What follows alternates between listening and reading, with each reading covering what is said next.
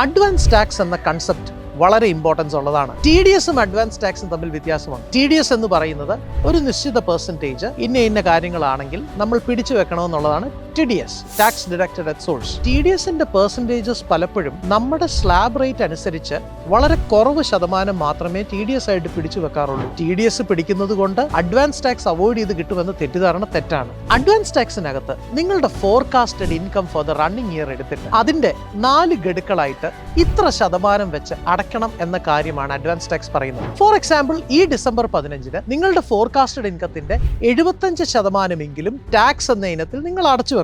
അത് അടച്ചിട്ടില്ലെങ്കിൽ ഈ ഇൻട്രസ്റ്റ് കിക്കും ചെയ്യും. പക്ഷെ നിങ്ങൾക്ക് 60 വയസ്സിന് മേളിലാണോ ഇതിന് റിലീഫ് ഉണ്ട്, അഡ്വാൻസ് ടാക്സിന് ഇൻട്രസ്റ്റ് കിക്കും ചെയ്യില്ല. നിങ്ങളുടെ ടാക്സ് വാല്യൂ 10,000 റുപ്പീസിന് താഴെയാണോ എങ്കിലും ഭാരപ്പെടണ്ട. നിങ്ങൾ പ്രിസംപ്റ്റീവ് ഇൻകത്തിലുള്ളവരാണോ എങ്കിലും ഇതിനകത്ത് അപ്ലൈഡ് ആകില്ല.